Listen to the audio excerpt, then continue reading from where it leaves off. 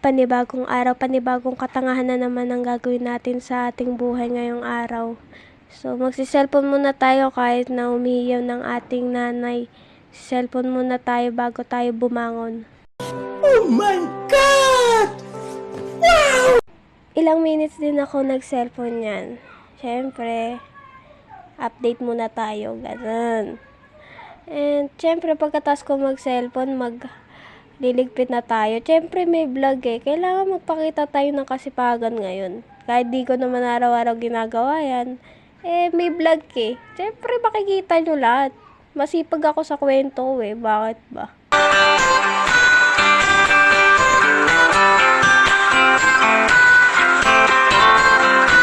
Na ako ng aking kwarto para ako yung maghilamos. So, ayan, maghihilamos tayo ng mukha bago tayo uminom ng kape.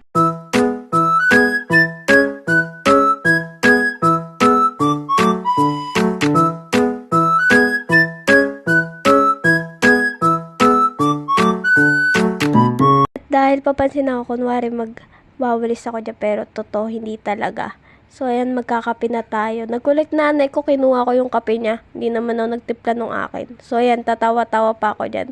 Inom na nung nanay ko. Pero, it's okay, it's okay. So, ayan, tunay na linis na talaga yan, guys. O, wala nang eme-eme yan. Naglinis na talaga ako. A few moments later. Tapos kong maglinis, tapos na rin nanay kong magluto. So, ayan, kumakain na kami. Tinimelapse ko talaga para din yung makita kung gaano kalaki ko sumubo ng kanin. So, ayan. Habang kumakain kami, naalala ko yung katagang esophagus, esophagus. Habang tayo'y kumakain sa hapagkainan. Charis. So, ayan, kumakain na kami. Masaya kami, kukwentuhan kami, nagsasapakan pa kami ng kapatid ko eh. So, syempre, kumain na sila. Syempre, ako'y maglilig. Kakatapos lang namin kumain. Nagsasaing na naman ako para sa aming pananghalian. Ganyan kami kumain ng umagahan, malapit na magtanghalian. Kaya yung umagahan namin is parang magkaduktong sa aming pananghalian. So, ayan, nagsasaing na naman ako para sa pananghalian namin. Ayan.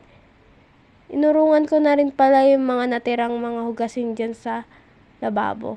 Mukha lang di ako galit siya, pero galit na ako. Siyempre, walang pasok. Kailangan may gala, charis. May practice talaga kami dyan ng sayaw para sa PE. Ayan, nag-aayos na ako niyan. Kapatid ko papasok na yan. Siyempre, kailangan nating mag-ayos bago tayo makipagkita sa mga kaibigan natin. So, ayan.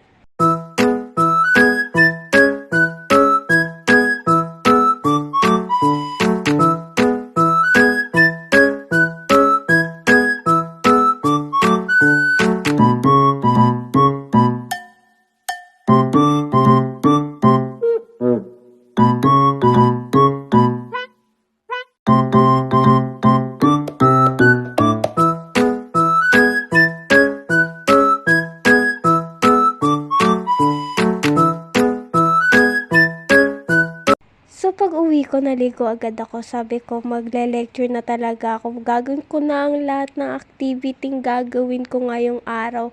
Promises, promise. One eternity later.